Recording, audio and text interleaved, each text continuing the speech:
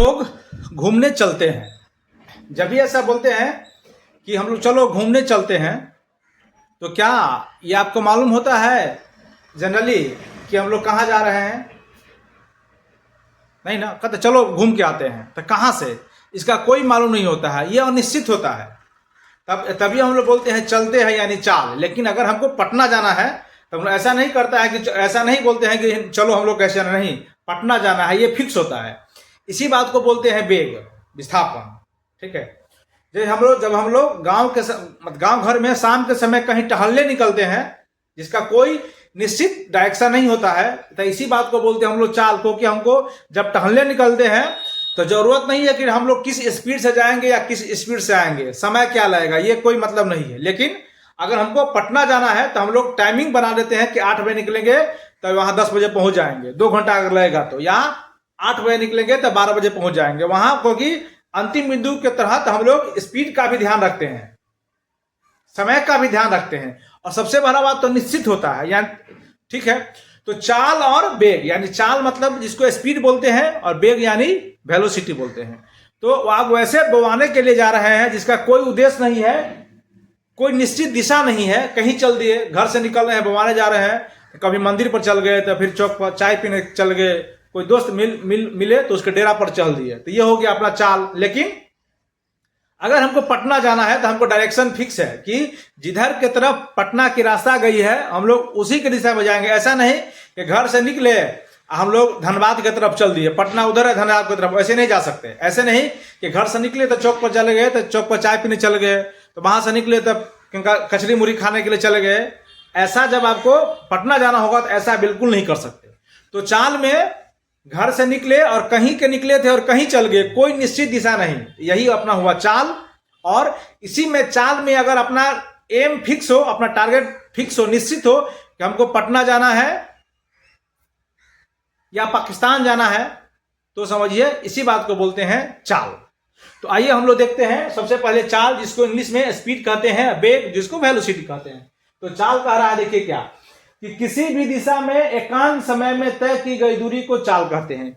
किसी भी दिशा में, पहले यही समझ लिए, किसी, इसका कोई दिशा फिक्स नहीं है, किसी भी दिशा में एकांत समय में यानी प्रति सेकंड में, है ना, प्रति सेकंड में तय की गई दूरी को चाल कहते हैं। ठीक है, यानी दूरी जो है ना, दूरी जो देख रहे हैं, दूरी के बारे में जो हम लोग चर्चा किए हैं, इससे पहले देखिए एक बार क्या कह रहा है, दूरी के परिवर्तन की दर। ऐसे भी हम लोग कह सकते हैं इसको दूसरे भाषा में कि चाल में, कि दूरी के परिवर्तन के दर को क्या कहते हैं? चाल कहते हैं। दूरी के परिवर्तन के दर को चाल कहते हैं, या उसको हम ऐसे भी कह सकते हैं या ऐसे भी कह सकते हैं कि किसी भी दिशा में एकांत समय में तय की गई दूरी को हम लोग चाल कहते हैं। दूसरी तरफ यहां देखिए, यहां है किसी भी दिशा में, कोई फिक्स नहीं है, लेकिन देखिए यहां किसी निश्चित दिशा में, देखिए यहां दिशा क्या है, फिक्स है, किसी निश्चित दिशा में एकांत समय में तय की गई दूरी को वेग कहते हैं। यहां वेग का तो दोनों में अंतर है, दोनों में एकांत समय में तय की गई, लेकिन चाल में कोई निश्चित दिशा नहीं होती है, वेग में निश्चित दिशा होती है। दूरी में परिवर्तन के दर को, दूरी में, फिर समझिएगा, दूरी में परिवर्तन की दर को चाल कहते हैं, या और दूसरी ओर हम लोग देखते हैं वेग के तरफ, तो विस्थापन में परिवर्तन की दर को चाल कहते हैं।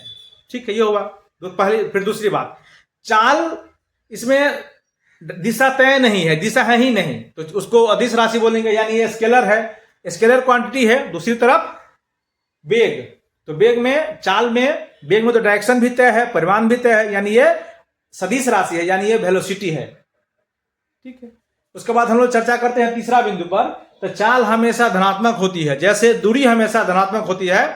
दूरी और विस्थापन जैसे हम लोग देख रहे थे उसमें दूरी और विस्थापन, उसी तरह यहां है चाल और वेग। कंपेरिजन हम थोड़ा आपको दिखाएंगे, पहले एक बार हम दोनों में अंतर देख लेते हैं। तो चाल देखिए तीसरा, चाल हमेशा धनात्मक होती है, लेकिन वेग धनात्मक भी हो सकता है, ऋणात्मक भी हो सकता है। इसमें एकदम ये ऋणात्मक भी हो सकता है, धनात्मक भी हो सकता है। चाल को हम लोग लिखते हैं 5 किलोमीटर 6 किलोमीटर, तो तीर के निशान से नहीं दिखा सकते। चाल को हम लोग तीर के निशान से नहीं दिखाते हैं, यानी एरो लिखते हैं, एरो के निशान से नहीं दिखाते हैं, लेकिन वही हम लोग जो वेग को, तो वेग को हम लोग तीर के निशान से दिखा सकते हैं। फॉर्मूला की बात करें, सूत्र की बात करें, तो चाल बराबर होता है दूरी बट्टा समय, है ना, डिस्टेंस बट्टा टाइम, स्पीड बराबर डिस्टेंस बट्टा टाइम, वही वेग बराबर होता है विस्थापन बटा समय। तो अगर इसको हम लोग ऐसे कंपेयर करके देखें तो एक तरह से अगर हम लोग ऐसे देख लें, देखिए क्या आपको दिखाते हैं। तो जो चाल और जो वेग आप देख रहे हैं, है ना, चाल जो वेग देख रहे हैं, यहां देखिए, ये जो चाल है ये दूरी की बात करता है ना। चाल किसकी बात करता है? दूरी की बात करता है। और वेग किसकी बात करता है? विस्थापन की बात करता है, विस्थापन। यानी जो जो गुण दूरी में होगा वही गुण किस में होगा? चाल में होगा।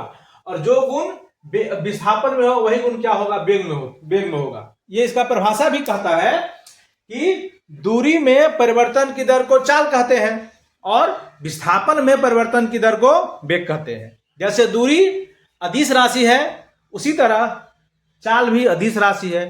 फिर यहां देखते हैं हम लोग, जैसे विस्थापन सदिश राशि है उसी तरह ये भी सदिश राशि है। विस्थापन निगेटिव पॉजिटिव दोनों होता है, उसी तरह वेग भी निगेटिव पॉजिटिव दोनों होता है।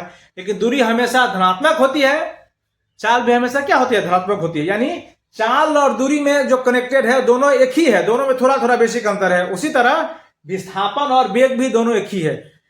अगर दूरी में परिवर्तन के हम लोग कर देंगे, दूरी में परिवर्तन की दर को चाल कहते हैं और विस्थापन में परिवर्तन की दर को वेग कहते हैं। यही बात है, दोनों में अंतर। ऐसे ही वीडियो के लिए आप हमारे चैनल सेल्फी सोल्यूशन के साथ जुड़े रहिए।